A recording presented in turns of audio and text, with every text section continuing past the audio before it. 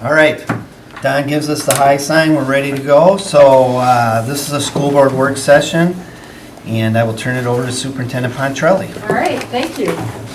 We're going to start by connecting some of the dots. You can see the title is Impact of Employee Contracts and Class Size on the Budget. And our work session purpose this evening for the community who may be watching and for board members is understanding a little bit more about how employee contracts impact our budget. Class size and ratio range, how that impacts our budget.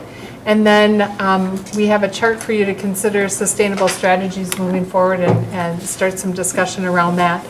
Also for the community, just a reminder that we've had 5 previous finance presentations with the school board to understand the basics of school finance at a statewide level, what it means for us here in Stillwater. We've looked more at timelines for what happens within the budget process so we can understand more about when decisions need to be made. And then our last topic focus was on levies. So with that, we're just going to remind the public also that when we look at our funding for school districts, it comes in different what we call buckets or categories. And the red line up on the left-hand side is very purposeful in that you can take money from your general fund and pour that bucket into any of the buckets on the right, but you can't do the reverse. And this is something I think that many of you and I know us as administrators get a lot of questions from the public about, well, why don't we take some of the money where we, built the stadium, or why don't we take some of the money from what we would build for Brookview to go back in to pay for teacher salaries? And the board understands that, that we would love to be able to do that also, but that we can't. So that's just a reminder. The general fund is the largest and most flexible. Everything from our salaries and classroom supplies to transportation and electricity come from that. We've had lots of conversations about how Stillwater has a very expensive transportation cost just because of the geographic zone of our school district. We're very long and narrow, and there are a few other school districts that are similar to us, and that will just always be a challenge as long as our boundaries look the way that they do. And we already talked about the 2 lines below there. So that's just a reminder for the general public. Also, you've seen this before at our funding, our finance presentations, and this shows that our state aid is about 68% of our pie. And so when we hear that the state is giving us an increase on the general formula, many people think it's all of the money we get in the district, but it's really only 68% of what the district brings in. For each 1% increase on the general education formula, you can see that to Stillwater, we get about $500,000 to $550,000 for each 1% increase on the formula. And then also remember that we do have many times, and you've heard the legislature bounce back and forth a lot this spring, about different unfunded mandates. We have about a few $100,000 in assessments that we need to give our kids every year. And those are things that the state has said, yes, you must give, but hasn't said, yes, you must give, and here's the money for you to be able to do that. So when you look at professional development days, if we add some contract language or leaves, many times those cost us money that we need to look at when we're looking at the big package of how we spend our money. As we've mentioned before, the federal aid is very small. You can see that our local levy is about 26%. And just a reminder for folks in the community that in the past, we didn't have to rely as much on local levies to support school districts. We were better funded, but now we're about, almost a third that we're, or 30% that we're relying on our communities to support. We've had the conversation back in the day when you might have had a technology levy for something special or a new program that you wanted to bring into the district. Now those levies really are to support general education within all of our schools. We've had lots of conversation about funding and costs for contracts. When we are given 2% on our general formula, that ends up being about $1 million per year for us in Stillwater. If we look at the steps, and this is all groups, all of our groups together in lanes, which lanes are teachers only, for all of our employee groups, it costs the district about $1 million a year. So we are dependent on that 2% increase to be able to stay level with where we currently are. Any questions on any of those slides before we move forward? Kathy's going to bring in a little bit and share with some information for you about salary schedules and some of the other specifics. So as Denise was talking about the contract funding and the costs, I'm going to just give you a little more detail on a couple components that go into all of that in the negotiations and the contracting. This slide, what this shows you is a breakdown of salary schedules and how our salary schedules work. That top left-hand corner is just a snippet for you out of the teacher's salary schedule. And if you look at the, you'll see lanes goes from the BA, BA 15, and BA 30, so it goes across the top. And those are moving across the salary schedule for attainment of higher education. As you go down the steps, you'll see A, B, C, D. Though generally, steps are moving through the steps based on years of service, which is what you'll see in the box. I do want to show you, though, you'll see on that schedule for teachers, it's A, B, C, D versus a 1, 2, 3. We have on the teacher, because we have the QComp plan, we've moved to a different type of salary schedule. It's more of a performance increment than it is just completing a year of service. So it's, with our QComp plan, it's a little bit of a different approach. It's generally moving through the steps unless somebody doesn't meet a performance expectation. Just a quick question on the slide, if I can. So the BA plus 15, for example, on the lanes, does that mean, is that, like, how does that equate to when it says moving across salary schedule based on educational level?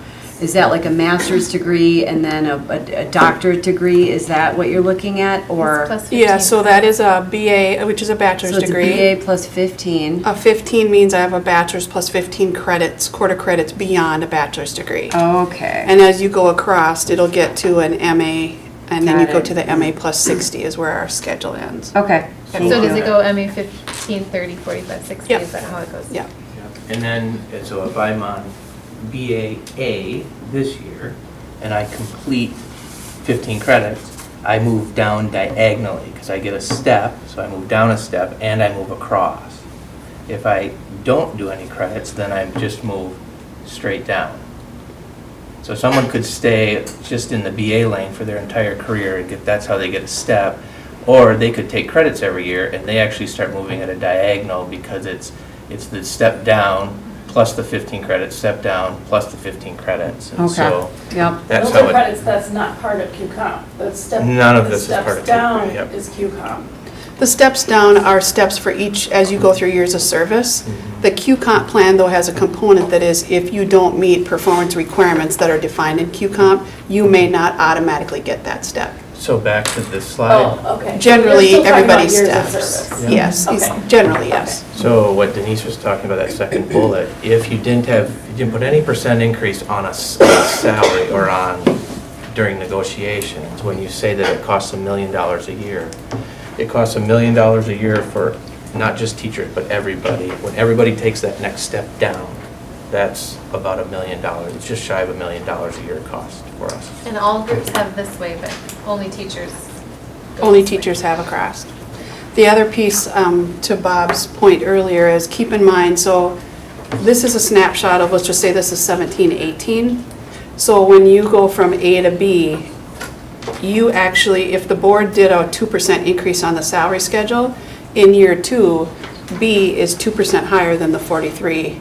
It's a 2% increase, and they move down to that step. So that would go to 46.5 or whatever that percentage is. So they'd move from 43 to 46 or whatever that new calculated salary is.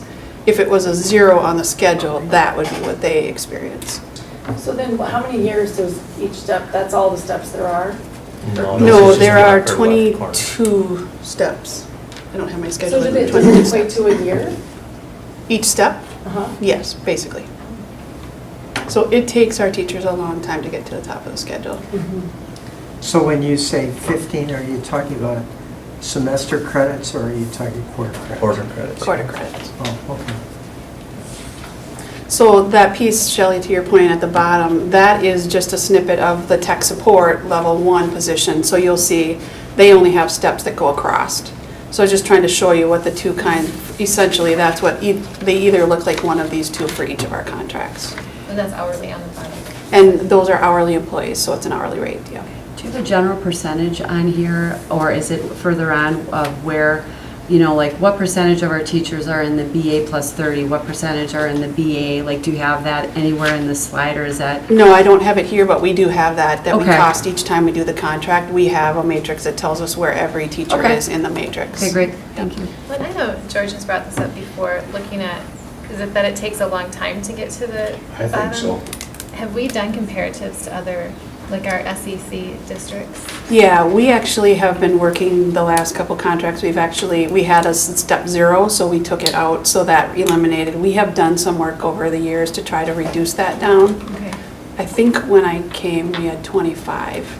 So it takes a while because you can only, when you look at costing a contract, you can't cost it while somebody's on it. Right. You have to wait till it's second year and nobody's on it to eliminate the steps, so it takes a while. And the question also is relative to who are you bringing in for new staff on the schedule?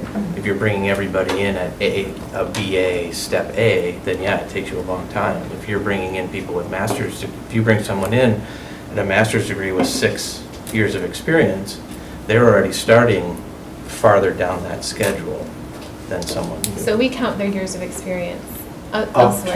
to 10? Coming in, yes, Yeah. they can get up to 10, up to 9 years start on 10. Okay. Yeah. So, and that's a pretty significant, And keep in mind too, some of our positions, just by the nature of their positions, require that they have an MA, so they're automatically going to start at a higher, because they have to have it to get the license for their position. Like a school School psychologist. psych, so, Correct. yeah.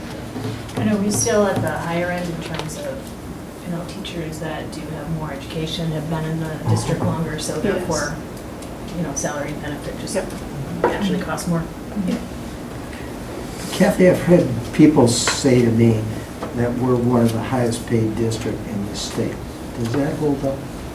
When you look at the MDE website and you compare the top districts, yes, we're at the top. And is that because we're highly educated? In Any part, experience? yes. We have a lot of experienced and we have a big group of teachers, I'll call it the bottom right, where they've gone through the steps and lanes and they're down here. So there's a big group there that weighs into the factor when you look at that. And then to Mike's question, does that include benefits or is that strictly salary? Strictly salary. Okay. Yeah, but you could argue sometimes there's a relationship. Well, right, Between because the two. because I think that's come up before, that we pay pretty good benefits. We have very good Rel- benefits, yeah. And I don't know, do we compare that at all, or that's a hard thing to compare? It's very hard to, we have tried to do some comparisons, but every district's plan is different, their co-pays are different, their contribution versus their premiums are different, so it's very hard to compare that. Kathy, another question that comes up, because, you know, I was studying the budget this afternoon and they were talking about incentives sometimes to get people to retire earlier, and so we can replace them with a less costly position. The question I have on that really comes down to who does the hiring and recommendation, because quite honestly, having been in the position of a principal where it was usually a team that interviewed somebody with a BA degree or somebody with a master's and 6 years of experience, they're not necessarily going to come across the same. How do we do that? Our principals have the hiring authority, so they do interview with teams in their buildings.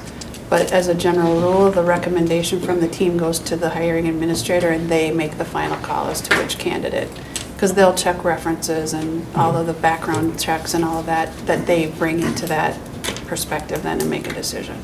So I think what you're saying is ultimately it's a principal decision. Correct.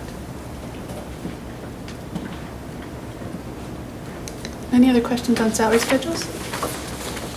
All right, the next slide is a slide I tried to put together just to try to explain to you. I know when we've done negotiations, we've talked about costings and pay increases. What this slide is showing you is, what does it really look like? What does it cost the district when you make an increase on the salary schedule versus what does the employee experience?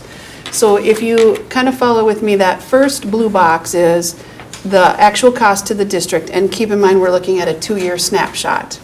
So if you follow along, the right side is what the employee experience is. So the employee, if we just start out, for simplicity, we just used $100 a year.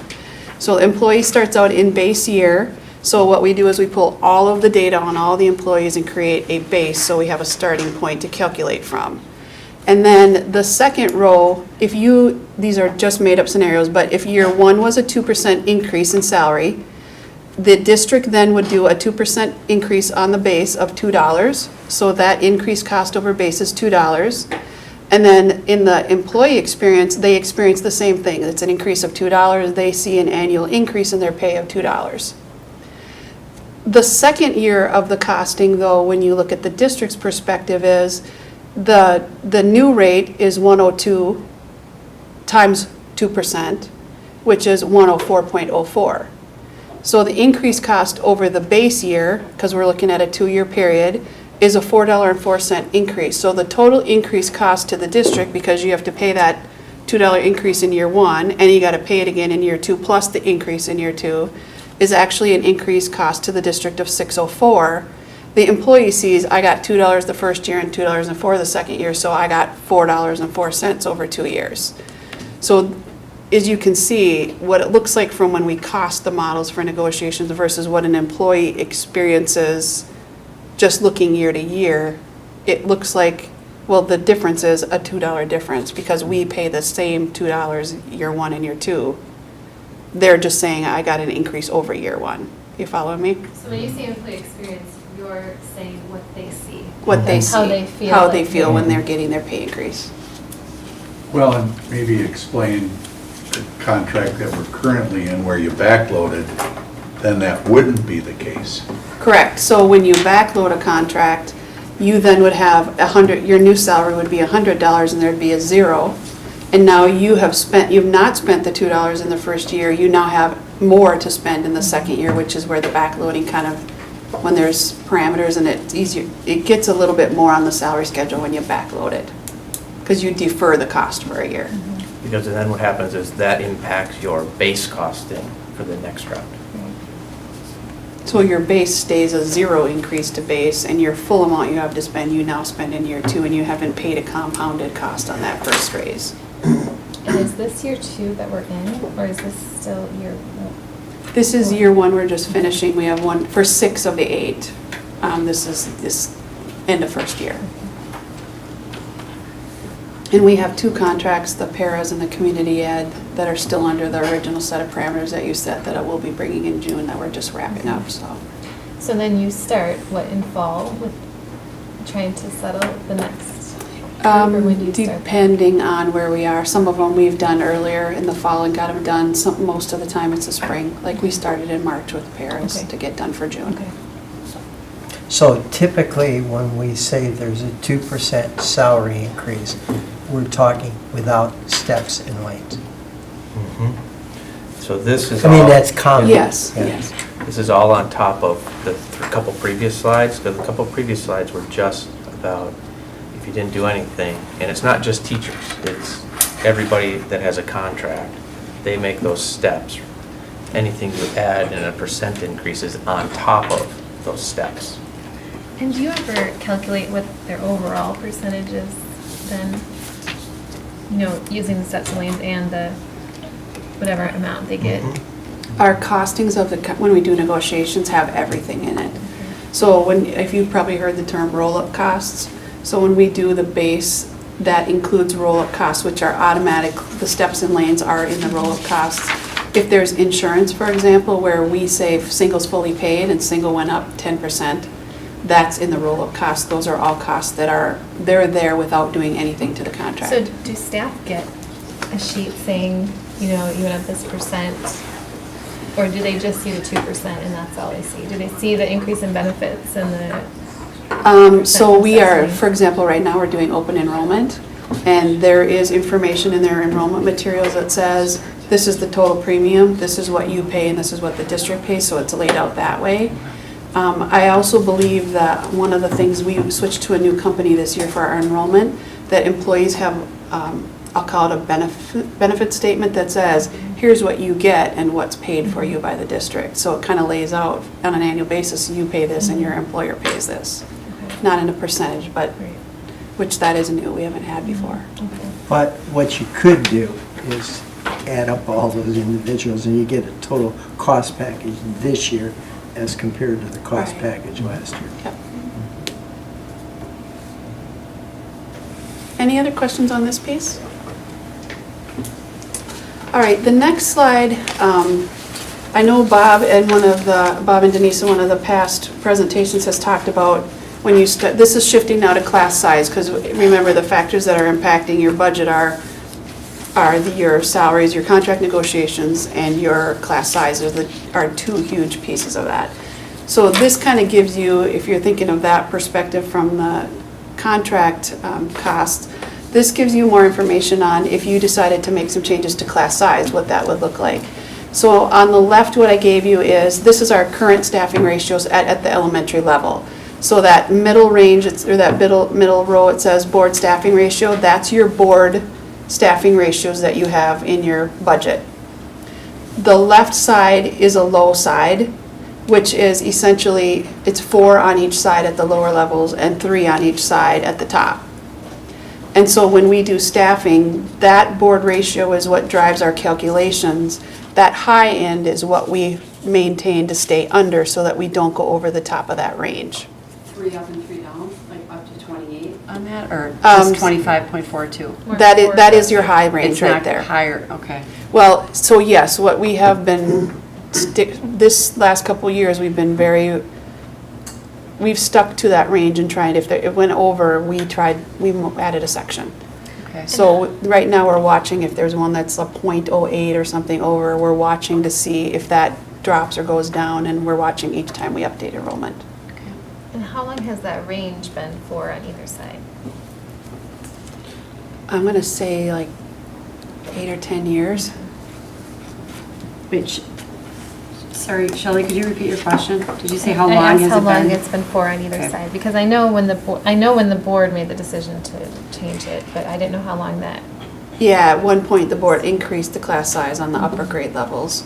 So that when that class size ratio went up, we reduced it to 3 instead of 4 because it was a high. So that's the point where we actually dropped it from a 4 to a 3 at the top too. Okay. So what you see on the right side is scenarios that use that information. So the first one, if you remove the elementary range on the ratio, so if you said the board ratio is 21.42, if it goes a .01 over that, we automatically add a section. That's what that first scenario is showing you. So any additional FTE is added when the board ratio is exceeded is 19.95 additional FTE over where we're staffed right now, and it would be a 2.1 million cost for you to make that change. So in other words, you're saying with that for, let's just say kindergarten, that would mean that no kindergarten class would have more than 21 Correct. students in it? Yeah, Or there would be no 20 range. 21 It's a and number, half. and if it's over, Okay. it's over. We add. Okay. The second one, though, is taking the range. So in kindergarten, for example, it's a 25.42 top. The second scenario is showing you if we made the 25.42 a 24.42 and we reduced the top of the range by 1, that's where you would have 8.95 FTE additional added, or 940,000. Does that include shrinking the range or only on that, bringing it down on the one side? It's only bringing it down on the one side. And again, all of these scenarios are, if it goes over that number, it adds. It's not, well, it was .08, so we left it. It wasn't, these are automatic. We have a range, if it's over, it gets added. The next one, you'll see reduce the elementary ratio by 1. So that's your board ratio if you decided you wanted kindergarten to be 20.42 instead of 21.42. Anytime, and no range. So you have a number and no range, then you would be looking at 27.95 FTE, or just under $3 million to do that. That would be across all grade levels. And then the last one gives you information on the secondary ratio, which is 33.08 right now. If you decided you wanted that ratio to be 32.08, that would be about just over 5 FTE, so a little over $500,000 cost. So this is just trying to show you in relation to, Yeah, this is the great. cost of contracts, this is the cost of class size, and there's a whole bunch of different things you could do, as you can see. And these are annual costs, not one-time costs. So it's every year it would cost you that much more. What about, so number 3 there says reduce the elementary ratio by 1 and no range. Yeah, so that But if is, you did still have a range, but you reduced the ratio down, That's that, kindergarten through 5. so yes, that's what I'm saying. There's another scenario. You could run all kinds of different scenarios. The other piece you could do is that additional ad FTE, if it exceeds it at all, is very expensive Yeah. because almost every single grade level has to have a section added when you do that model. And you do which one? When you say the number's the number and if it's over, you add, there are very few where you don't have to Well, that add. makes that really the top of the range. I mean, that's almost saying you're 4. You're taking the increasing range it all the way to, forward. yeah, Yeah. down by Yeah. 4. Well, Kathy- I need the flexibility. Go ahead, I'm I sorry. mean, I think, I'm sorry. No, But please. I just think that doing it this way gives us flexibility, a little bit of wiggle room to move around and depending on the scenario, which is always going to be changing every year, right? Right. So we can't just say, this is it, this is the line in the sand, and that's just too, that's too difficult to manage, I think. But the idea of lowering that range, lowering the ratio seems kind of more appealing to me, but keeping a range. Mhm. Having a range, but lowering the ratio. Go ahead, sorry. Yeah, the question I have, and I realize that gets more complex and not necessarily we want to go there now, but this assumes 21 kids are the same. And I'm Right. saying, whereas if I'm a teacher and say out of those 21, I have 8 kids who have very high special ed needs. Right, That's another complexity. This doesn't reflect that. right. Well, and I We've think- talked about, oh, I'm Go sorry. That's where we have talked about, do we need to just set aside some FTE and a contingency that says, yeah, these are at the ratio or slightly above, but this is a class where we know from history that this is a challenging class and that we need to have not this class size, so Yeah. that'd be See, interesting. and I think that's an important one when you start talking, especially equity in terms of delivery to kids. Now, what that may do is that may reward the teacher, but it may not meet the educational needs. And what I'm saying by that, sometimes you may need a special para in the room or some other talent Right. to offset it. And we have done that. We have left the class sizes where they were, but added a para in there for half a day to help that teacher during reading and math so that there's extra help during those more challenging or more focused times where they need extra help. You have, when have you done that? Recently, or? Yeah, we've done it in the last probably few years. It just depends on their circumstances and when we did multi-grading, for example, that was a case where we added paras in. If the multi-grading, there was a need, we added some paras in that model. See, that's why I think sometimes the makeup of the class is more important than the size of the class. Well, and I think the challenge, from what I've heard this year, is that you didn't know going in. These aren't like you know what the makeup is. You know, like all the kids weren't identified for services, and so then that's harder because then you don't know. So you just hold people in the wings until you have a need and then send them in. What's the best in that situation? Well, and we've had situations where we knew that there was some challenging kids, but we also knew that the teacher that the kids were being placed with was a very strong teacher and knew the kids were coming and was prepared. And then that wasn't the teacher in the classroom. That teacher transferred or Yeah. something changed and she didn't end up to be the teacher. So now you have a different teacher there's all kinds of scenarios that you may not anticipate. Which brings up an interesting dilemma sometimes for high school or middle school or elementary principals. You handle special needs kids very well. Perhaps Bob doesn't.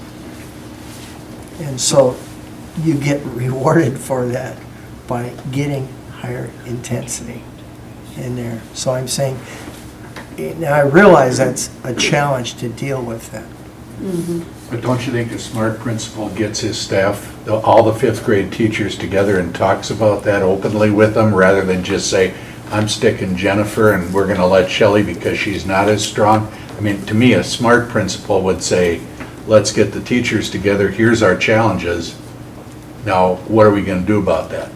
I mean, I'd like to believe that they aren't that authoritative that they're just making a decision without getting input from those teachers. Sometimes it's a lot more subtle than that, is what Well. I'm saying. Well, just that I we're think that is the challenging. case, George. I mean, from the conversation, like when I talk about where we put 4 kids in a class, and then it was a conversation. Mhm. They are working with their teachers to try to make sure that they're not putting a big group of kids in one and none in the others. And sometimes the teacher says, I'm fine, give them to me, and that's a choice they make together. Well, and I don't remember that we did anything with ratios, but one year, I think it was Lake Elmo, you might have even been around, they needed extra help, so I think we allocated $250,000, and it was kind of given to Steve, I think Stephen was there at the time, maybe Andy, and it was you decide where to put that money, but the board allocated the $250,000 to that building because of circumstances. That was the year, I think we were trying to do that new model. Wasn't that when we were working on a new weighted model that took in free and reduced and special ed? And I think they Yeah, I ended up believe you're not, we right. didn't do the Talking, model, but we yeah. used that money and gave some money to Lake Elmo that Yeah. year. So that was my question. I mean, that bubbles up every now and then, this having a weighted model or doing things differently. Is it just too hard to manage? What's the challenge with making a switch to something like that? At the time, there's a cost, there's a significant cost to do it. I think it was 8 or 9 FTE to do that model. And so at the time, the board decided, no, we weren't going to implement it. But the point I'm getting at is sometimes that would give you flexibility where you don't have to go from 0 to 2.1 million additional, in that you've identified with qualifications of why you add additional staff or why you add additional sections. I think the thing in this, to kind of springboard off of that, is the way we're staffed right now, we're at that, I mean, we don't have any extra staff, even if we wanted to, we don't have any extra staff to shift. We're staffed at the levels we're staffed at, and we're using all of the money that we have for staffing. And so that's why it's important to understand what will it take to Yeah. get to that spot. 'Cause Well, there's and no what you place to may take run from. into in a few situations is you don't have another room to allocate. Or don't you have any of those? You may, depends upon it actually will depend upon the cohort of kids in a grade level in a building, and there's a bunch of factors that would come into that, but there just isn't anything to take money from to add to. As Bob mentioned, many districts do have a contingency that they set aside for kind of what you've all talked about. If a class size bubbles up, they don't come in their perfect little packages of 27.47 or 21.42, and you have them bubble through, and it's, you have like a big second grade classroom at Anderson one year, and then the next year will be, the kids will move in, and maybe you have a big fourth grade classroom, so you can address class size through that, or if you have more challenging behaviors that bubble up. Our staff does a great job for our students who are here, having a transition conversation about who's coming up and how they're gonna handle that as a team. But it doesn't take much to throw that off with a few folks who come in, and, we don't always get all of the possible IEP and feedback on students coming in until October sometimes, so.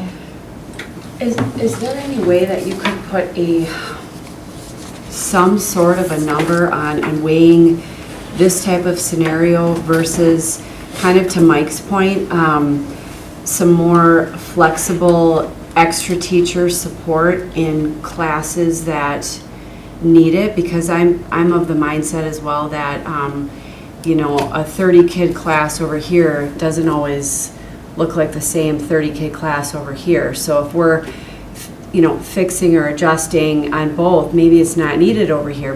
So I guess what I'm wondering is there any way you can put some sort of a dollar amount onto a floating package that would give us the opportunity to have the funds to add staff in some of these classrooms that really need it? $105,000 per staff that you want to put aside. Yep, that's a contingency fund where you might say, let's say everything was wonderful in the district, we didn't have any financial challenges right now. And you might say, we're increasing, we're coming out better in this year in special education funding or a number of different things. So we're gonna have $400,000 extra in our general budget than what we expected. Administration, we'd like you to put that on a line item so that when we have things bubble up, we can have that extra 400,000, which would be just under for FTE. So it's a contingency or a designated fund for class size bubbles, or if you have more difficult classes, that kind of thing. So you can do that. You just have to decide where in the budget that's going to come from. That's kind of what I was saying, and that there isn't any place in our staffing going into next year where there's somebody sitting with, well, you've got 12 kids, so let's just collapse that class and we'll save that. There isn't any, we'd have to figure out where we take that money from in the current budget to put it into that bucket. Well, so, which all makes sense. Is leaving all the money the same, is this the best way to care for our kids, or is there a better way where we wouldn't have a set ratio, but that it would depend on the need, and you'd have a formula that would put in all the factors that are in each classroom or whatever? And is there a way to do it better with the same amount of money that would meet the needs that we're talking about? So you're going to raise some class sizes and lower others? Is that? Possibly. I can tell you, so the model that we had built, where we had the weighted model, that was a team of finance, HR, L&I. It was, I think there was, Eric Anderson joined us. We had about 10 people on a committee that worked. And it took us, I want to say we probably met for 6 months, almost weekly, to build the model to get to where we were. So it's not there's a lot of factors. It depends on what you use as factors. But not maybe, I think Shelley's asking, cost neutral. Is that what you're saying? And you were saying that That was was not not. cost neutral. Well, So and it's can I- probably, go ahead. Sorry.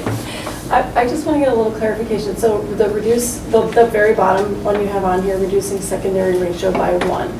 Is that 6 through 12? Mm-hmm. Yes. Okay, so that's 7 grades. Correct. So would it be true that if we were to reduce the primary ratio by 1, that would be less expensive because that would only be 6th grades? Or is that It's not in so true? many different buildings. You have Because you're seven taking buildings. 33 per class and you're dividing by a much lower number, so that changes. So the fact that you only have 3 buildings instead of whatever we have, Yes. 9. Yeah, and the other piece is, keep in mind, the staffing is done very differently. So at elementary, we can pretty clearly pinpoint how many we need, how many sections we need. At the secondary level, it's all based on registration, so there's a formula that takes number of kids times the enrollment FTE, the FTE per kid, runs it through a formula. Teacher can only teach 5 of 6, and so there's a whole formula that gets to here's how many FTE that gets, and then they use that to distribute based on registration. Okay. So when you're talking about addressing class size places, secondary is even more difficult, because at elementary, we can divide it out and know this equals X number, but you don't know registrations, and so there might be a section you weren't anticipating that Like was higher and you anthropology. need to add, yeah. I remember that a couple years back, I was in high school and there was signs all over the school, people trying to get other kids to sign up for anthropology because they wanted to take it and there weren't enough students signing up for it. So that was something they were advocating for. I thought that was really great. But, so what would it be then? I mean, do we have any idea what, to reduce the primary ratio, if we were going to consider that without changing the range at all, but just to say we're going to reduce the ratio by 1 That's for the primary? That one we- above it. No, because this is a That's no also range, taking but those are the range. numbers you had in your last we did that in the presentation. last It doesn't have a huge. Oh, okay. It doesn't have a huge impact because we're well within our ranges now with the changes that we've Oh, done. that's And so right. unless you're at the top, it doesn't We have an have to reduce by impact. 3 instead of. Yeah. Yeah. That's right, and You that's have the to go by 4. I Yep, think. and that's the same also why when you look at the smaller number, because many of our classes at the middle school are already lower than the 33 to 1. Okay, So they're already below it, so when you address this to it, if you drop it by 1, for some of those classes, they might be at 30, 31 kids already, so it doesn't impact it at all, so it doesn't Oh. cost you more. oh, I So see. that is a result, I mean, at the elementary, it is a result of the reconfiguration of schools Okay. to be able to get within that range. Well, and I agree with Shelley. I think that, for a long time, because that would, what you're suggesting, that's true equity, giving, allocating the resources to, based on what the kids need. So you might have a class of 17 in kindergarten, you might have a class of 26, because that's what the kids need. But I don't think that, just my perspective, that we're there as a district yet because I think right now we're so accustomed to everyone getting the same and being equal, that I think that unless there's some shared understanding where the board would really take the lead on that, so that someone at Anderson is that, could understand why their class is 18, but someone at Stonebridge might have 26, and then have everybody be okay with that. The other piece you have to keep in mind is if you look at the timeline and how the process works, when we allocate staff, we're posting and doing staffing in February, March. You don't know who's in a classroom until July and August. So there's not a way for you to know who the kids are to staff based on the kids in the class. You have to base on a number and then adjust once you know the kids in the class. Yeah. And in a small setting, I think that would work really well. In a large setting like this, your principals and staff really benefit from knowing early who's going to be in their class, how are we going to support. They're building their specialist schedules off of that. They're building their para schedules off of that. Special ed. Their special ed schedules get built off of all of that. So Can I just a lot of dominoes. Can I go back to was it 105? 105? Just to go back to that, I feel like in various conversations I've had, I hear over and over, if I just had another body there to help me in some of these key crucial times in the day. And so just going back to that, so this is the 105, you're talking about like a regular full-time staff member. Mm-hmm. What would that look like if we added para support as opposed to full-time staff support? I mean, is there a number, anything, something? You can get about 3 6-hour paras from an FTE, teacher FTE. A para is 3 about 30, 6-hour paras. 33,000 for 6-hour para. So it's Okay. 33,000 per para.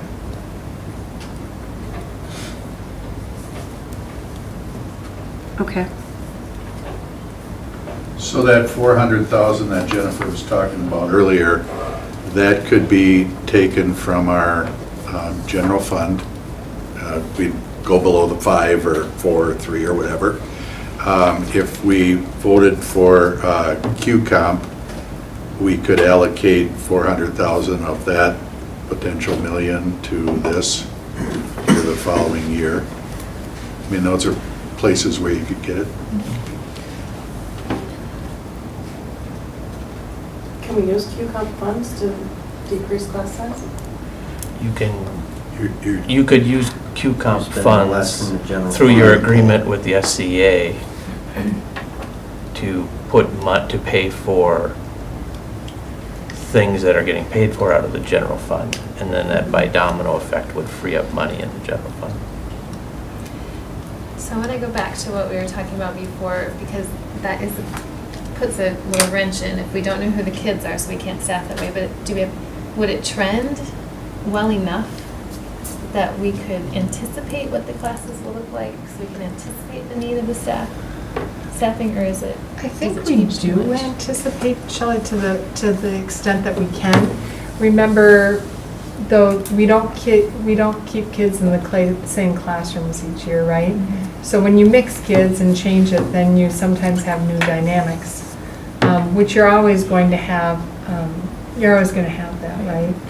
But where teachers and principals sit down and look at classes and try to come up with kind of, I guess I'd almost say weighted classrooms where they try their best not to have a classroom that has a lot of high needs. They try to spread that out, just like they do males and females, and they try to really get more balanced class sizes. They look at how they're doing in reading and math and what the supports are, what the strengths of the teacher are, all of those kind of things when they try to do it. So The most effective way for us is what Mike was talking about. It really is on the responsive side. Mhm. It's one of In an organization this size with 7 buildings that you're multiplied by all the grades, you're in a better position to, once all the kids get in the building, if you have a pocket of need and you can be responsive to that pocket, because it doesn't all happen equitably across all the buildings. We can have a year, we could have 3 years where one building doesn't have any flare-up. We could have another year where one building has a flare-up in every classroom, and that's where you hear about it, right? So we can be more effective in our response, actually being responsive to where the needs pop up year to year than we could planning, because if you get to Denise's point, if you assume and plan on the assumptions and then that's not, and that isn't what ends up happening, and it happens in another building, you've already pre-spent those dollars into that building. So now you end up in the conundrum of, do you pull a teacher out of a building that they started in? Right. So Or you'd do be you better have off- people, You're better off responding to it, allocating for it. But even that, I think there still has to be some shared understanding about who, really where is the demonstrated need? Because that word challenging is so subjective, right? And so with a finite amount of resources, because every building is going to say, we need it too, right? I think that's where, to the proactive piece though that Shelley's talking about is that's again in the spring when we try to look at those class sizes and all of our special education caseloads, there's a lot of time spent looking at what the student need is. Do they need behavior support? What does that look like? And, the piece with paraprofessionals we have great paraprofessionals, but, for our kids who may be, EBD or our autism kids, the research says that having a really qualified teacher in place is a better option for those kids than the paraprofessional support.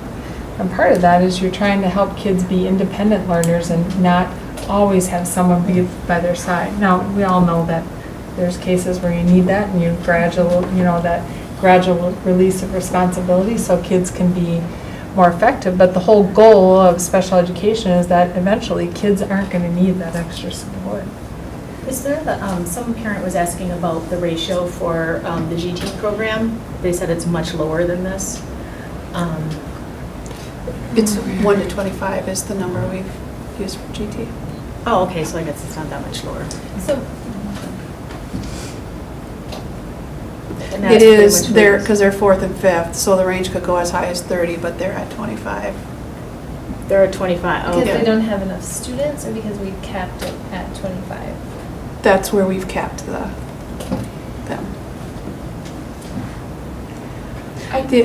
Go ahead. I was just going to share, so keep in mind too that when we talk about adding a teacher, you don't have to add a teacher and redistribute across classrooms.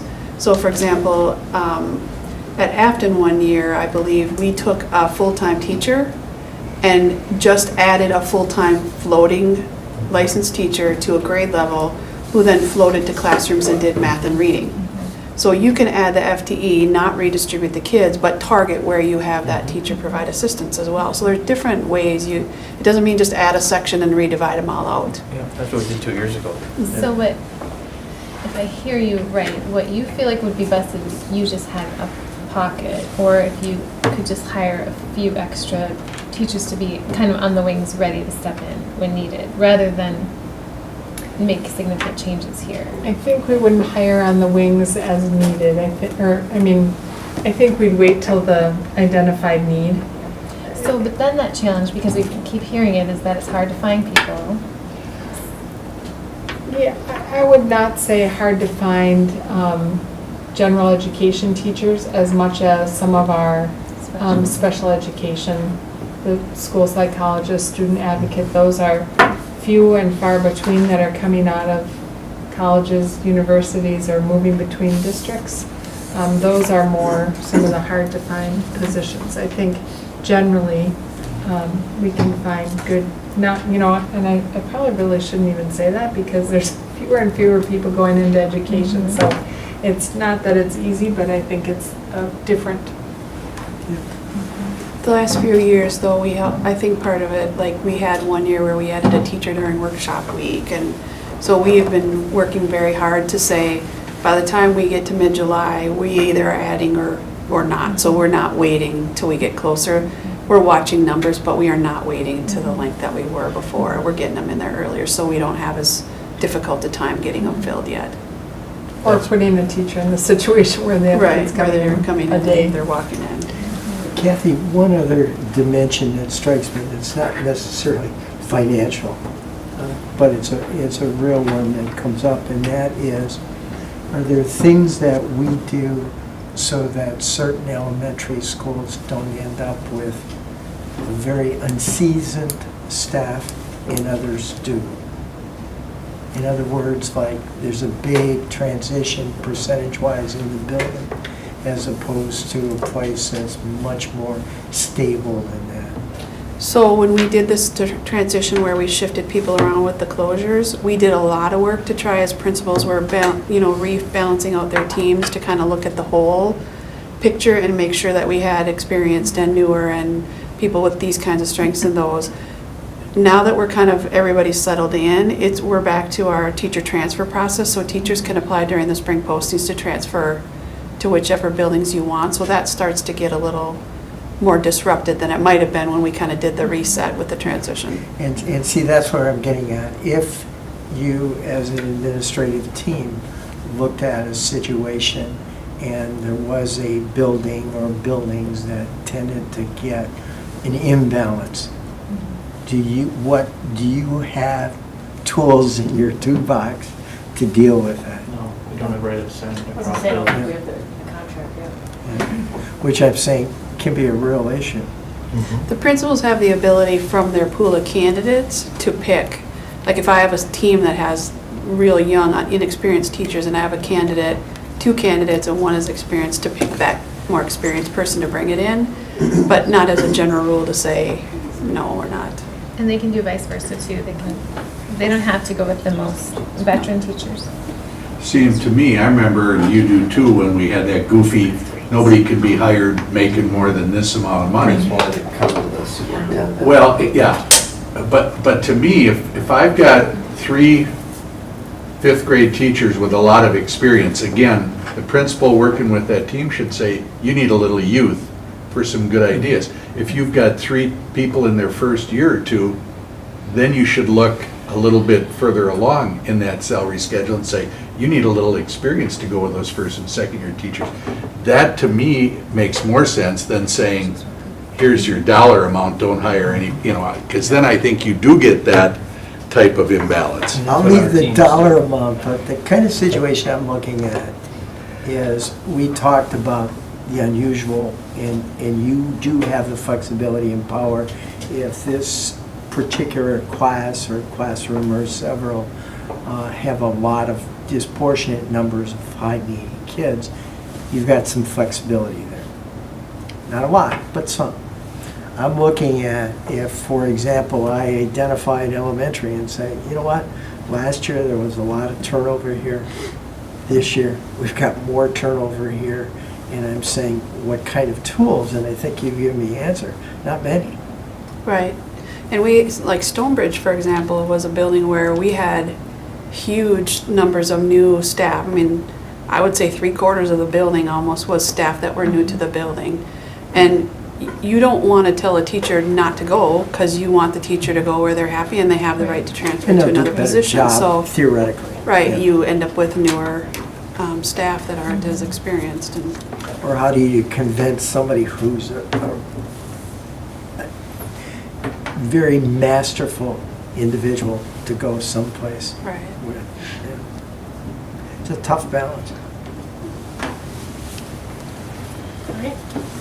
All right, the next slide just kind of pulls all of the information that we've talked about together, and the contract class size decisions that you make that impact the budget.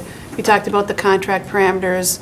Within that is the salary schedule, and then what I provided in here is so you have options within that piece of it as well when you're doing your budgeting and setting your parameters.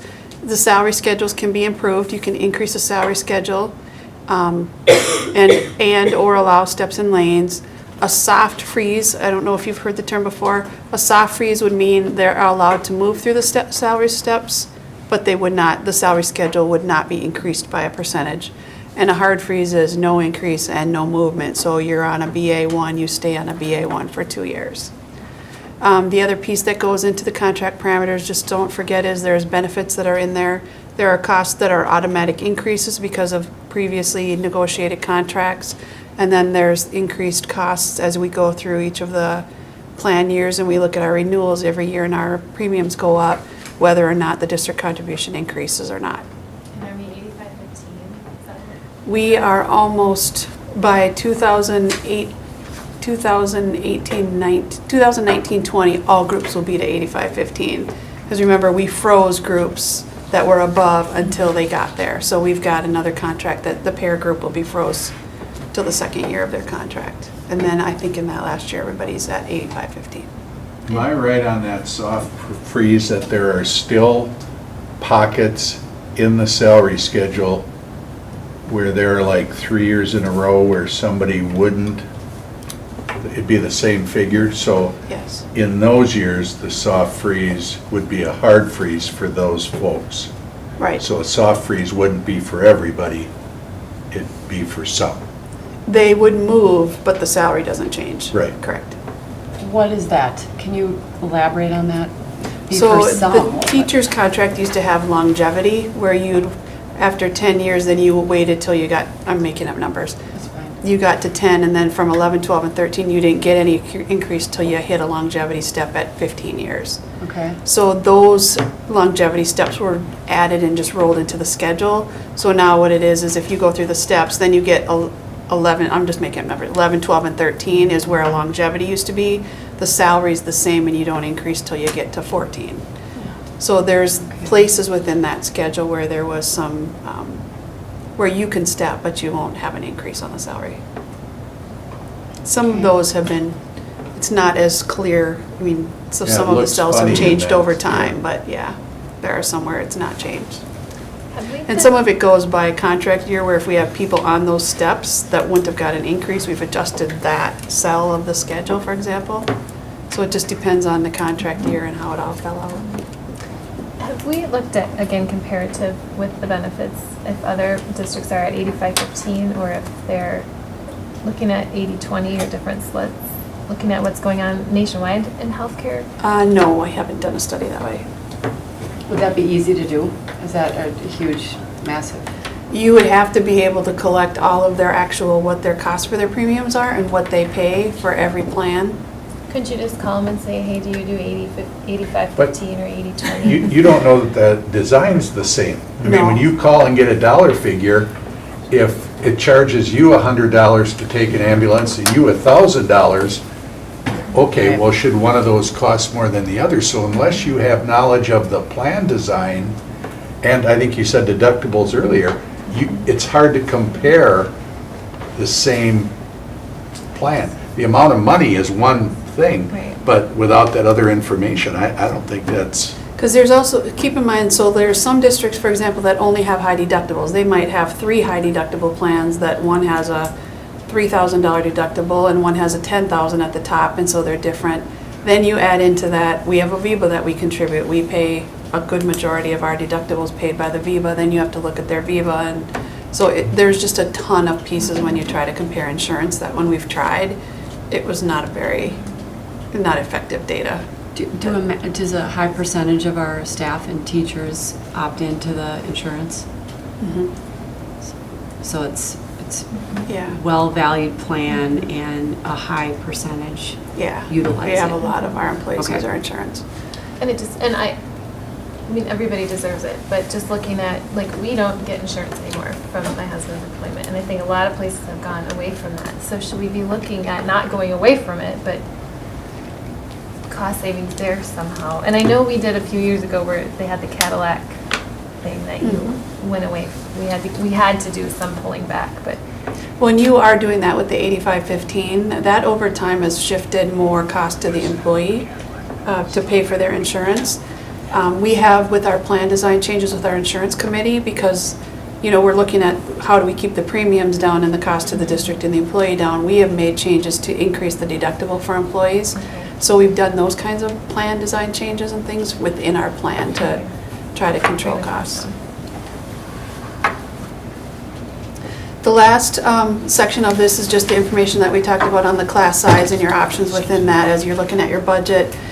You can increase and decrease your board staffing ratio that we talked about. We can reduce the range, and then the cap sizes is where I said, if it is over this, it's an automatic. So there are different variations we can do on the different allocation models, depending on what you're looking at. Can I just go back to this, because I'm stuck on this tonight? So back to the 105, and I heard you make a comment about, which I very much appreciated, about the, like a special ed, having an actual staff member. I feel like I'm saying, can we discuss, para support, for example, and where we may need that heavier staff support? Do we have to be so black and white? Can we, I don't know what I'm, just, I think is that even what you're feasible? asking is the process that we do every year. As administration, we sit down and we look at the class sizes coming in, we look at special education and what the needs are. We determine, what students or classes, typically paraprofessionals are connected with student need through an IEP process, right? And so if a student needs that, then we're looking at what the needs are. The IEP team sits down and says, yes, we think that we need additional para support here. Sometimes that's not the case. If you have 3 very high need students where, if they're in similar age or similar grades, and you say, what, having a teacher in working with these students to teach them some of the strategies is going to be more effective than a para who maybe isn't trained in that. So that really is, our job to do as administration. And I think I just remind the board that, I think a lot of what we're referencing, or what I'm assuming, but is the struggles that we've had at Anderson this year. And we've said this many times, the real struggle for us with Anderson was not being able to get people on board at the beginning of the year who had the training to be able to help support our teachers and get that done at an early stage. We had a lot of turnover, some were for medical leaves and other pieces. That is not a good thing. We aren't happy about that, but some of those things you can't control. So you have to anticipate as much as you do, and we have a whole process that takes weeks and weeks that we do that. So I'm not sure. We're on a kind of a different wavelength. Okay. I guess what I'm trying to get at is, all I'm trying to get at here is, I've just said, especially I've got kids in the school, so you talk to people, and not just Anderson, but some of the other schools, I've heard that some teachers and parents just say, if there's only another body in this classroom, and that is what I guess I'm trying to drive. How can we at least address that on a, fiscal, for us having to look at the dollars and vote on this, which is what we have to do. I guess I'm just trying to wrap around my head, is it ratios, that we look at? Is it the range? Is it, or is it, do we try to fight for, some of these classrooms based on the discussions that the administration has with the principals of having to help these classrooms find, free up dollars somewhere so we can get the support in these classrooms and be more planful. I mean, that's where I'm trying to go with that, if that makes sense. Yes, That I think there's no black and white to it. I think what we're saying is exactly the same thing. We see the same need that the parents see, that you see. That the challenge comes in deciding what do you do to help address whatever the issue is. From a parent's perspective, many times it is, that teacher needs another body in the classroom. That may or may not be what needs to happen in that classroom.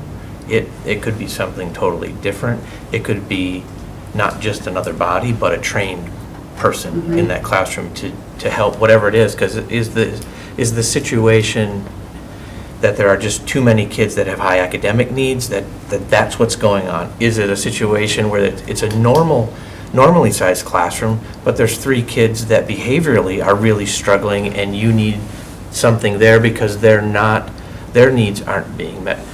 that's what we have every year, the conversation we have.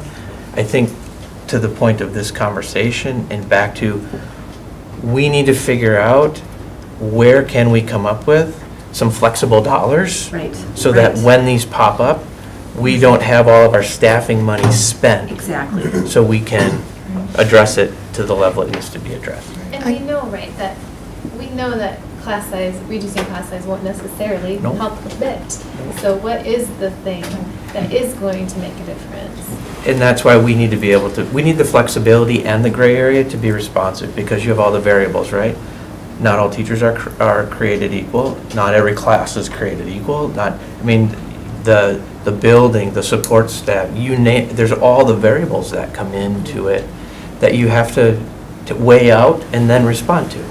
What I'm kind of wondering, though, again, and it would take a lot of time, a lot of work, and it's something you hinted at with putting that formula together, or that model. Are there certain situations, especially in the elementary grades, where you might say, okay, when you hit this number of these kids with that kind of needs, you're going to need additional help? And a trained professional looking at that. Because most likely, a lot of kids who have IEPs, you know they're coming. You know they're coming the year before. And so is there some way to get ahead of it proactively? And that's what Denise was referring to. Yeah. That's the conversation that we're in with our principals right now. That's the conversation our principals are in with their teachers now. Yeah. What did Because- this year look like? Who are the kids we need to split up? Who are the kids that we need to keep together? Because I'm saying, it would seem to me, those are some of the kinds of issues and complexities you have at particular schools. And I would say that actually one of the bigger challenges is the sped kids that we don't know that are coming later, that they're at the end of the year, they're starting to be identified, or at the start of the year, there's some things and we start identifying, and then you get 5, 10 in a building, and that's a huge impact, and you have to, Right, you know, because deal with that technically, at that point. we're talking about the students that come in with IEPs, those needs should be ready to be addressed, right? We should have staffing in place, which I think we do. It's the other, where we don't know, or they're not When you have identified. kids move in, we have just had a conversation with Paul, and a lot of people are moving here for special ed. And so when you have kids that are in the upper grades, they're not coming through kindergarten, through early childhood and identifying, they're coming in from outside. There's not a way to know they're coming, and you're not prepared for them. If I can just go back to your question, Jen, and I will tell you my perspective on it. From the staffing perspective, I think what would work best is a contingency pot of 4 to 5 FTE that is there to address. Because what it allows us to do is target the resources. So it could be that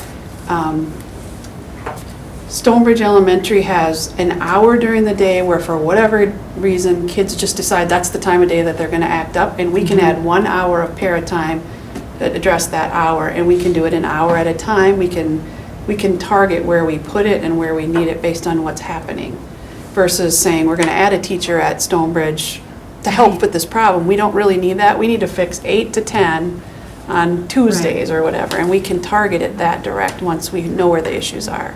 How quickly do you hear the issues, though? Does it The come to you principals are pretty quickly? willing to share Yeah. their challenges. They are.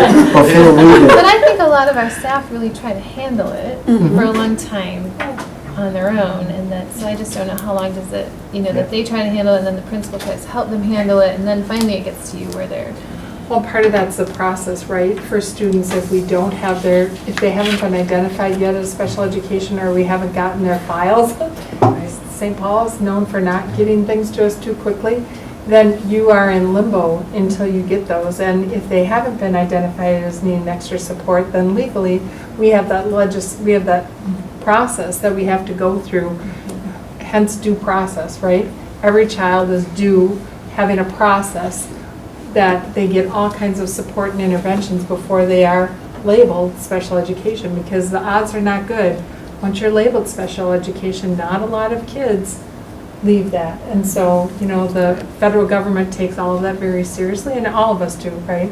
But not everybody always understands that process. So it's, one of the things that we do is we have early intervening service dollars, which help us give some support. And that's general ed and special ed working together and identifying needs and saying, all right, we're going to use some of this money to help identify and give extra support for that. But that doesn't stay with that student long-term, it's just to help in the short term. Well, and this is not meant to be my binary, but I think, is just from my experience, I want our students to have what they need, and I want our teachers to be paid really well. And the reality, I think, financially, is we can't do both. We can't adequately pay what we all would like to see teachers, what they, deserve, and adequately meet the needs, given that we are having so many more increased needs. And we know that, just like you said, I had heard that too, that students, families are moving here specifically for special ed, or students who aren't being served in maybe a charter school or private school or, homeschool, that their needs are just exceeding what their current environment is able to provide. So they're coming here, and that's, the privilege of public schools, we get to serve everybody. And sometimes there's cost that is attached, that, based on the needs. So I think that's a really difficult conversation, but I think that's kind of where I'm at in terms of just realizing that I don't know if we can sustain what we've been doing without going in the same trajectory that we are right now. Which we know we can't, right? I mean, we know, we've seen the numbers, but how do you, because everything spirals into something else. Because we want to care for every kid that comes in, but if, what we see happening this year at Anderson, if we start losing a bunch of gen ed kids because they're upset, then it just keeps spiraling out of control. So it just feels like, how do we meet all of those needs? Well, this becomes where it's that, of all these 6 presentations, right, it comes down to the priorities.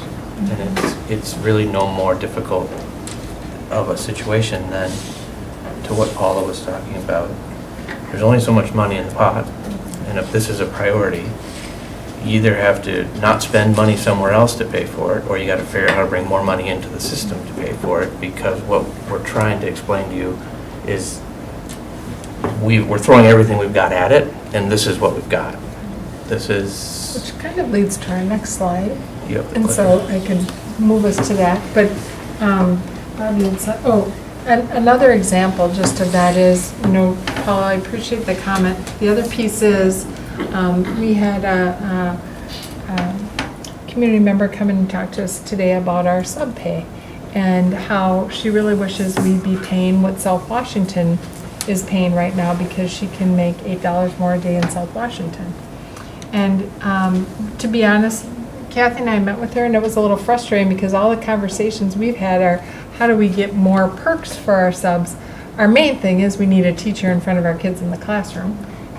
But when she said, well, how come we can't just boost that up? And I said, well, because everything costs money, and when you look at South Washington, they get about double what we do per student. If we had double per student, then we wouldn't be having this conversation. You'd be in a place where you aren't, you'd want to hold steady on some things, but you would have the money that you needed to address the student needs and do some of the things that you want to do. But we are, we're next to Forest Lake with that. And that's what I know has been something important to the board, is keeping those taxes low. But as we mentioned a year ago now, almost June, we're at a crossroads where we either have to really make some tough decisions, or if our community wants, we have to talk about how we fund schools. So. And I think the reality is I don't think the board decided to keep low. We were almost at the cap when we went for the last. And then it moved up all those after, things yeah. changed. So I don't think it wasn't the board saying. No, I think where I'm referring to that is maybe just things that have happened over the last few, like you haven't used OPEB in the past, you haven't fully leveraged for QComp, trying to keep that even. Now, this year we're at a place where even if you choose to do those, you're just going to be back up to where you were last year. So you've done, I'm trying to give you a compliment, but you actually have done a really nice job holding that as steady as you can. But now you're coming to some pretty tough decisions, and it's exactly what you said, Shelley, is that we want to give every kid what they need, and we want to have really great qualified teachers. So this next, And go ahead, I'm South sorry. Wash is unsettled. True? I mean, that's True. part of the mix as well, a big part. So connecting the dots and moving forward, this is just kind of to take all the information that we've had in the past 6 work sessions, learning more about school finance. The board has a couple of decisions. They can make decisions on how to increase revenue for the district. They can make decisions on how to decrease costs. And some of the things that we've laid out, you've had that timeline that kind of goes year by year when all the decisions have to be made. We took some of the things that would be short-term for you to look at and laid them in this grid. And the reason we did that is we laid out the action and then the board decision timing when that would need to happen, because you know that you're bound by some legislative and other guidelines as far as when some of your decisions impact the budget. And with that, we put the budget impact year. For instance, if you look at the first one, board-approved levies, if the board would approve to move forward with a levy, additional levy for QComp and OPEB, the board would make the initial decision in June now. It's still May, isn't it? In June. And then, remember, you have 6 months to decide if you want to do that for sure or not. It's finalized in December. Then we go out and we have October and December where we collect that money. So it's not payable, or it's not going to impact your budget until 2020-21. So that's kind of how we laid this out. You can also look at programs.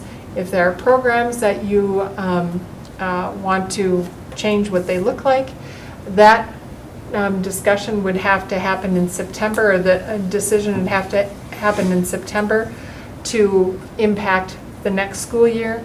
The reason why is because when you're looking at what those programs might be, we have to look at what the staffing is going to be coming up in January and February, so we can't start those discussions in December. They really need to happen in September. The board staffing ratio, same thing. It impacts our staffing and laying people off or adding people, so that would need to happen in December, so we could make a change for staffing in January or start that process. You can look at contract parameters. We put January 2019 because you'll have different people around the table in January 2019 who might have ideas about what that might look like. Our recommendation is that you look very carefully at that. I think you all know the impact of the decision when your parameters, how that impacts the district. Voter-approved levy, capital projects, we've talked about what an example of that would mean. An example of that would be where you'd say, you know what, instead of taking money to pay for our technology and our systems and possibly even some of our staff, we might go out for a levy in May of 2019 or whatever in 2019, where we ask our community if that's something important. You know, would you go out for a levy that and prove it? Again, it wouldn't impact your budget till 2021. And then the last one is just the current levy that we have, the voter-approved levy for our operating expenses. That 30% that I showed you earlier, 26% I think it was, that expires June 30th, 2022. So that's a snapshot of some of the choices that you have, when you need to make the decision, and what budget year it would impact.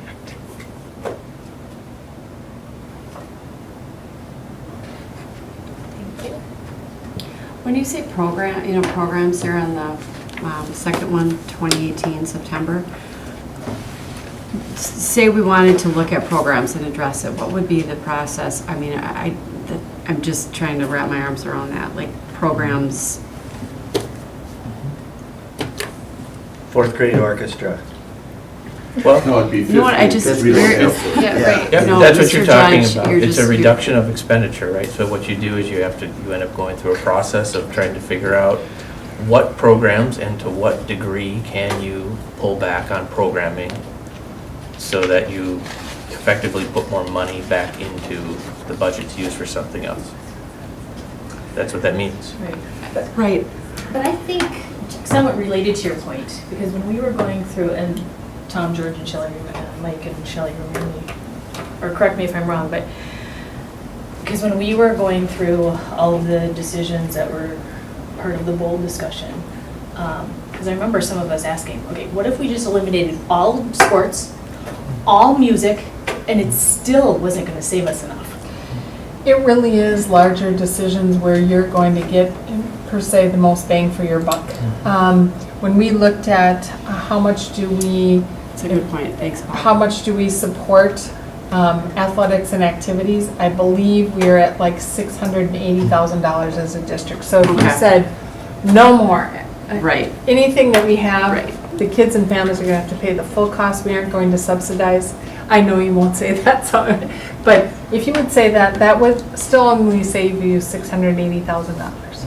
So are there bigger ticket items, or is it a bunch of little items that we'd have to decide? I think that's why we put. That's why we program put these up here. You know, your bigger ticket items are being thoughtful with your contract parameters, your levies, and being thoughtful about what those levies are. And, you know, I think from the conversation we've had here, I don't think any of us from this side of the table feel like your board staffing ratio needs to really change too much. I think if you can figure out a way to have a contingency, you can address those needs that you've all heard about. You know, as I said, many districts do that, and that's a way where you don't have a consistent cost every year, but you have this set aside, and some years you might use quite a bit of it, and other years you might have things running pretty smoothly and you don't need to, and you can throw that back in the general fund. So I'm intrigued by that, and thank you, Kathy, for bringing that up, and not to cut you off, but if, Denise, but you said 4 to 5 FTE, was that the number? Can you, dollars and cents, what does that equate to, just? $400,000 to $500,000. 105 for one FTE. So 4 is 430. So you're talking about full-time FTEs? Well, she's saying that's a dollar amount. As a It'd dollar be about amount. $500,000. Okay. And then Okay. it'd just be Well, an it'd be a increase. combination. See Paris too. Yeah. It could be anything. That's exactly what I was on, taking a very long time to get Yes, to. that's what I was Yeah. saying. If you just Thank put it you. in there, we can use it in a lot of different Okay. ways to target whatever. Thank we're you trying so to do. Above and much. beyond the 2.4 Well, that we right. have to. So Right. it feels like, well, that's not Right. that bad, but yeah. it's- No, yeah, I know. So basically, I know. $3 million that we need to find, more or less. If we take that $500,000. Yep. Yes, that's true. Okay, well, that was not a good note to end on. Well, how about if you take your Q-Comp and your OPEB, and if we were to pass those, that would give us $1.5 million. How's that? Is that a better note to end on? It's You're better. halfway there. And we could do one or the other, right? Q-Comp or OPEB, one or the other. It's not, you have to do They're both of them. separate, they're separate, it's not. But you that- wouldn't get to You wouldn't 1.5. get the 1.5 million. You have about $1 million in OPEB and about $749,000 in Q-Comp. Gave you 250 more. Right, so Contingency you, fund. Yeah, contingency. you know, the thought would be is you already, you know, you have a fund balance that if you use that for this year, that's gonna bring you down, we thought close to 5 with the special ed kind of piece. It's gonna drop a little below and then come back up, we expect.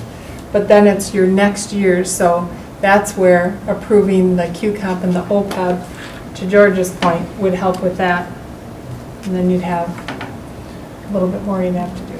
And if you, as you're looking through the prelim budget, you'll see that transportation costs are, Okay. they're up again. Special ed's gonna go up again. Right. So, I mean, even the Q-Comp and the OPEB decision is a relatively short decision in terms of sustaining some stuff, but it would help. Depending who's governor. There you go, yeah, Yeah. So November. the next time we meet for finances, is that before the, That's what I have on my list here to talk to you about. You do have a work session scheduled for June 7th before the June board meeting. You know, we have shared pretty much everything we can with you as far as helping lay out what this all means. So I would anticipate that if you want that June 7th meeting, the first decision you see, you know, that you would need to make is the Q-Comp and OPEB, because that is coming in June. Kristen would have to file that in July. As we've said many times before, if the board would change its mind, you can do that up till December. But that's really the timeline that you're looking at.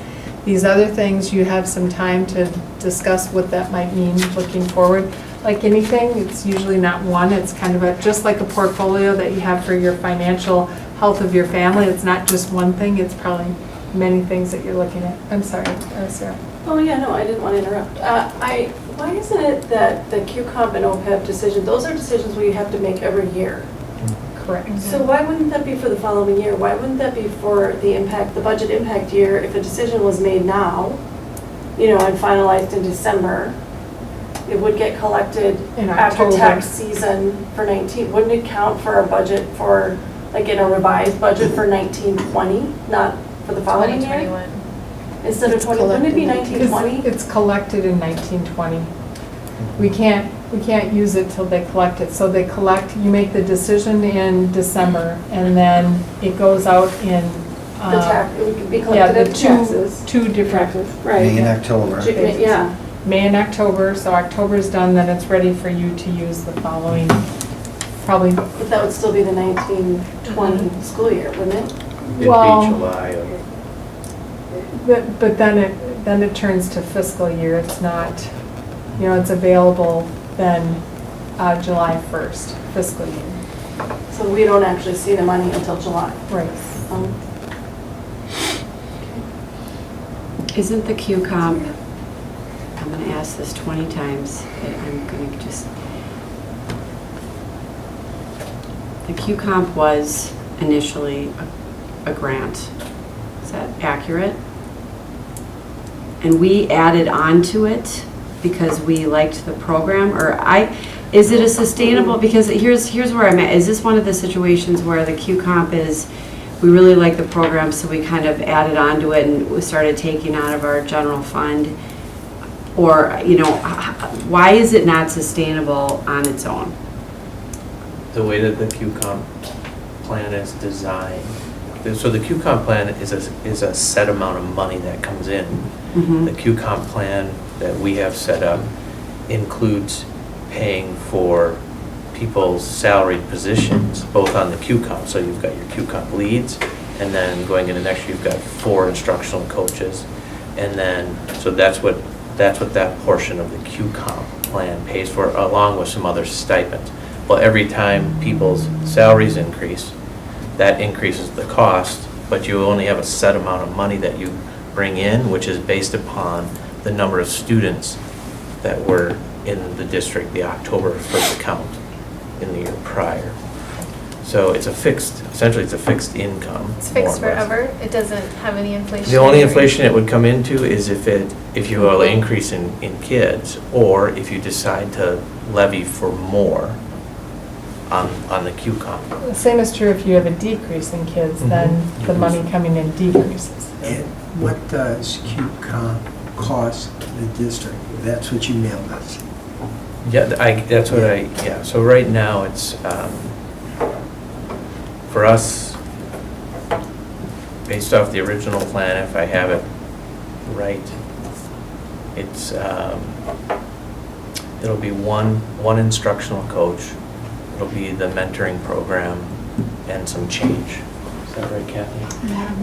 Sorry, I'm not remembering off the That it doesn't, that the QComp doesn't? Well, 'cause I That is, thought- the QComp isn't able So I to, thought it was like 5 instructional coaches. it So where was, am and I- we went down to 4, we split it, so we're taking another instructional coach out of professional development money next year to pay for that instructional coach.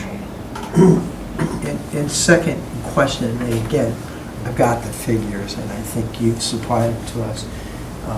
But also in terms of staff development, the state right now, although the latest allows a little room in there, or it didn't because it got vetoed, is 2% has to be set aside for staff development. But we're significantly over 2%. We're about 4%. We set aside 2% of dollars to put towards professional development. However, Which you have to.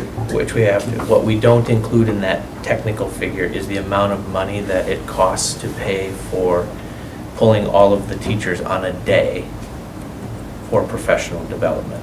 So for a professional development day, I believe it's about $500,000 is what it costs. And for workshop days, Or- shows, Yeah, And and so we you've got most- all the days of workshop, there's seven professional development days. So if you added all that together, yeah, you're probably around a total of 4%. But our official professional development monies to bring people in, to pay for people to do professional development work, we set aside exactly 2%, $1,055,000. Yeah, but the question I'm kind of leading to as a natural is, okay, suppose you cut those days in half, would you save any money there? Or is that set in granite?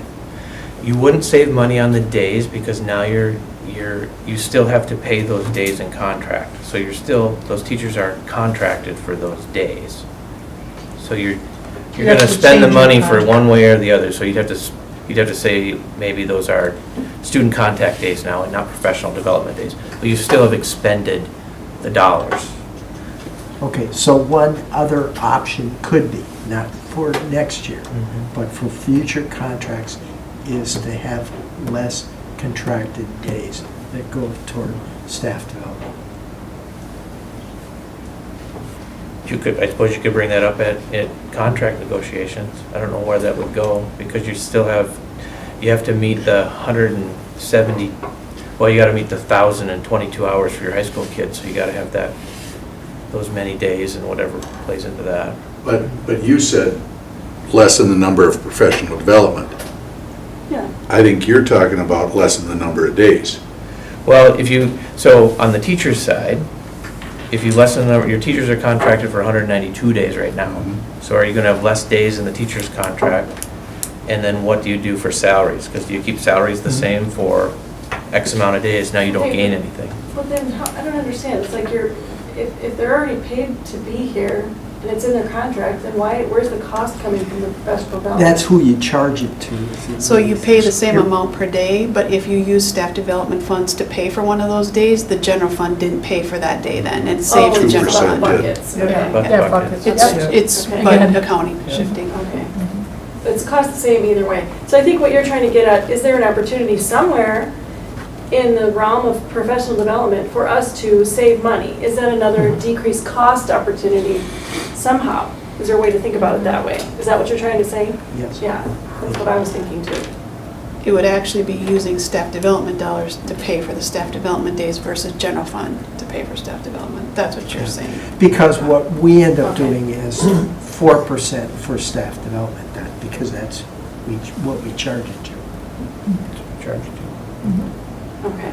So the 519, this is your email, that was excellent. 489 for instructional coaches, 25,000 for the mentor program, Yep. 5,000 for mentor professional development, subtotal is 519. That is what we're discussing, the dollar amount. That's what comes out of professional development, that's what comes out of the learning and innovation side of the house right now. Typical or QComp cut expenses, they're being covered by professional development costs. They're the comp, one is, the other three were part of the original agreement, and that would be the other reason why you gotta have a conversation sooner than later about QComp, is because QComp is an agreed upon thing between the school board and the SCA. So the SCA would have to, whatever the terms of your use of the dollars for it, the SCA would have to agree to, if you're going to levy for that, because otherwise they can say, no, we're not doing that. Because they could come and say, well, we want X amount put on the stipends, and not all of it going towards X, Y, or Z. So then if we were to approve the QComp levy, what would be the impact of that on the overall, what would happen with those dollars? That would be what you need to negotiate, is what amount of those dollars can you offset costs that are otherwise being spent out of the general fund, to the degree of which you can come to an agreement with the teachers union. So they couldn't be used to offset what we're currently doing, they would have to actually cause us to do additional things. You could, if you could gain an agreement with the teachers group, yeah, They you just have to could. be negotiated.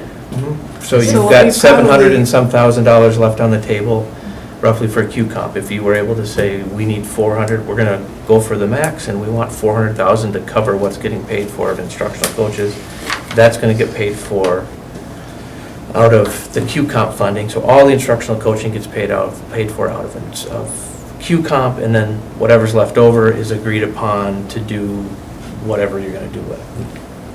As a board, what you'd probably want to do though is say, okay, we're willing to do the levy for the Q comp, but these are the terms under which Yep. we're willing to levy. We would then work with the teacher. It's a collaborative plan that we work together to set up. Yep. So we would work with them to say, okay, this is where the board is, what they're willing to do with Q comp. Can we make this work? Because if we can't, then Yeah, if That's we're why I not say we going to agree need to to what do your that terms sooner are, then than it wouldn't later, make if sense that's to what levy. you So we would that. have until December to figure that out then? Is that the idea, or, I mean, we would, We'd pass it in June. Yeah. And then- right, Yes, no, but then it gets they would finalized change in to December. Yeah. Right, but then they would have the opportunity to work with the QComp board on doing that. I'm assuming you would pass it with a contingency that Like X, what Y, and Cassie Z. just said. Yeah. Okay. So if we levied for 400, we could cover that 400, but if we levied for any additional, we'd have to fit more in the Q. We'd have to walk through So- that. We'd have to walk through it and figure out, we'd have to figure out the parameters of it. Bar graph. It's a lot. All right, I want to be respectful of people's times. Any other things, so we'll plan, oh, go ahead, Denise. I just have one request from Barbara. We need to choose a date, and we can do this by sending out a survey or however you want, but a work session you talked about at the last board meeting, a work session for the vacancy process for Chairman Lehman, and then a closed session for the conversation about after June 11th. Tom will have had the conversation with Maureen, and so preferably after June 11th, to choose a date for this combination work session on replacing the process, Tom's position, and then also for the closed session for Maureen. So is it going to take 2 hours next week? Because I think our session starts at 4.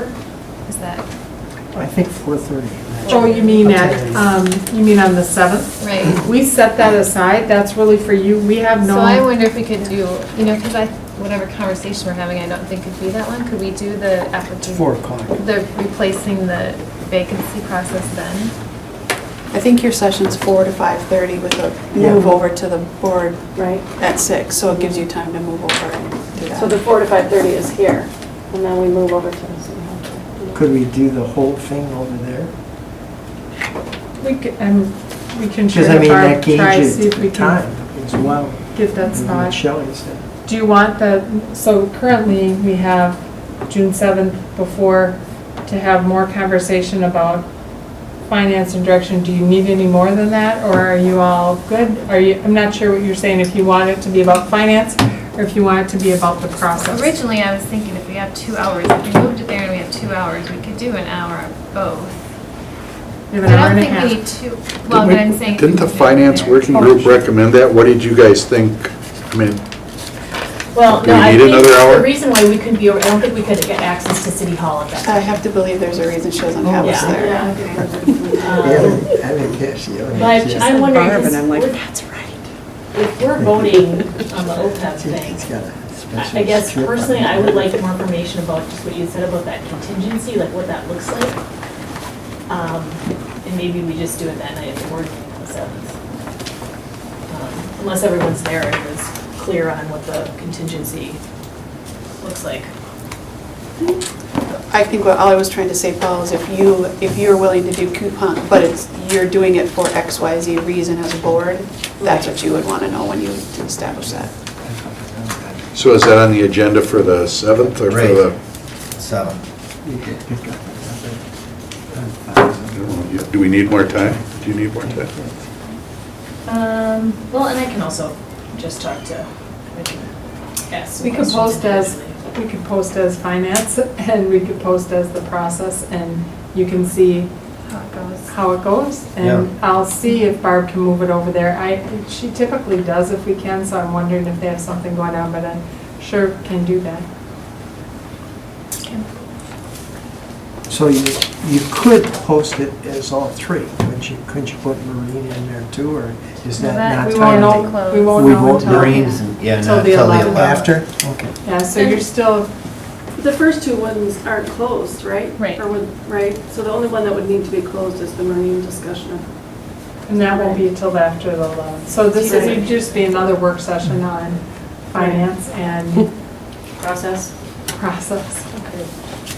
So we'll leave it at 4 and we'll just see if the location can be changed to City Hall. On June 7th. On June 7th. Okay, Okay, and then what about,